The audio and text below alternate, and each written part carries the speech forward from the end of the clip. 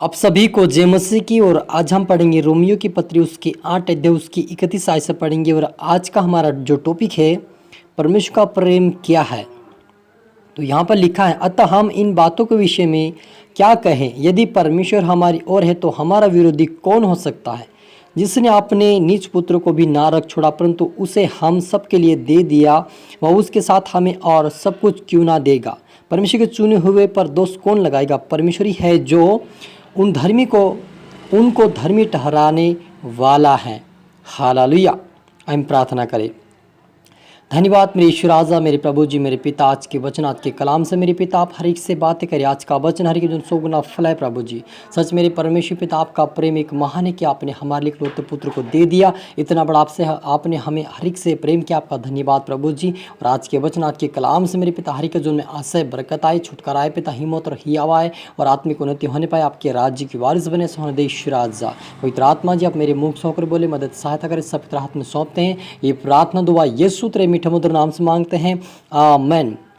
तो मेरे अजीजों, यहाँ पर हमने पढ़ा रोमियो की पत्री उसके 8 अध्याय उसकी 31 आयत से पढ़ा कि अतः हम इन बातों के विषय में क्या कहे, यदि परमेश्वर हमारी ओर है तो हमारे विरोधी कौन हो सकता है। जिसने अपने निज पुत्र को भी ना रख छोड़ा परंतु उसे हम सब के लिए दे दिया, वह उसके साथ हमें और सब कुछ क्यों ना देगा। परमेश्वर के चुने हुओं पर दोष कौन लगाएगा। परमेश्वर ही है जो उनको धर्मी ठहराने वाला है। फिर कौन है जो दंड की आज्ञा देगा। मसीह है जो मर गया और मुर्दों में से जी उठा और परमेश्वर के दाहिने ओर है और हमारे लिए निवेदन भी करता है। कौन हमको मसीह के प्रेम से अलग कर सकेगा। क्या क्लेश या संकट या उपद्रव या अकाल या नंगा या जोखिम या तलवार। जैसे लिखा है, तेरे लिए हम दिन भर घात किए जाते हैं, हम वध होने वाली भेड़ों के समान गिने गए हैं। हालेलुया। तो मेरे अजीज, जो यहाँ पर लिखा है, यदि परमेश्वर हमारी ओर है तो हमारे विरोधी कौन हो सकता है। और जिस परमेश्वर ने आप और मेरे लिए, आप और मेरे पापों के लिए अपने पुत्र को भी नहीं रख छोड़ा मेरे अजीजों, तो वही परमेश्वर कहता है कि वही परमेश्वर एक दिन अपने चुने हुए लोगों को दोषी और निर्दोष ठहराएगा।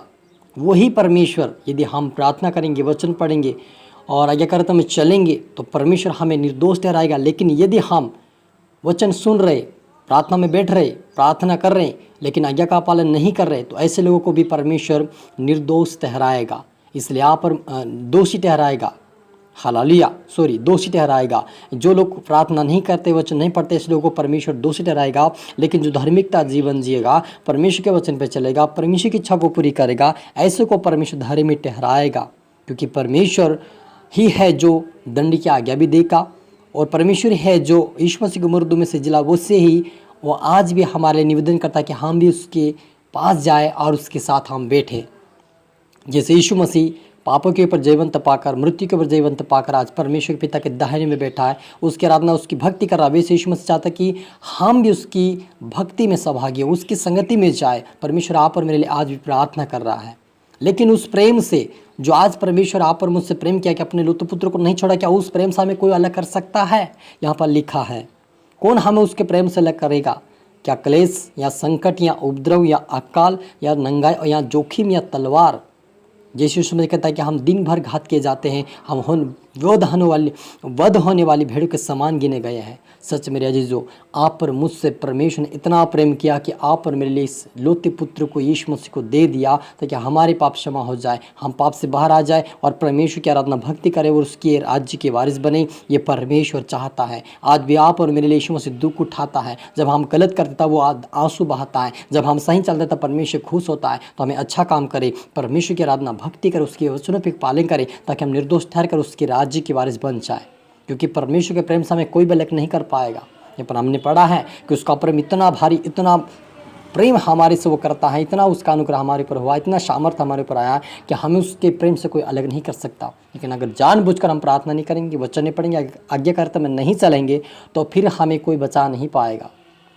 लेकिन आज आप और मेरे पास मौका है कि परमेश्वर ने जो प्रेम किया है वो आप और मुझसे किया है, जो अपने पुत्र को भी नहीं रख छोड़ा ताकि हम उसके द्वारा उद्धार पाकर उसके राज्य में प्रवेश करें। और आगे भी लिखा कि परंतु हम इन बातों में हम उसके द्वारा जिसने हमसे प्रेम किया जयवंत से बढ़कर हैं, क्योंकि हमें निश्चय जानता हूँ कि ना मृत्यु, ना जीवन, ना स्वर्गदूत, ना प्रधानता, ना वर्तमान, ना भविष्य, ना सामर्थ्य, ना ऊंचाई, ना गहराई और ना कोई और सृष्टि हमें परमेश्वर के प्रेम से अलग कर नहीं पाएगा प्रभु यीशु मसीह से।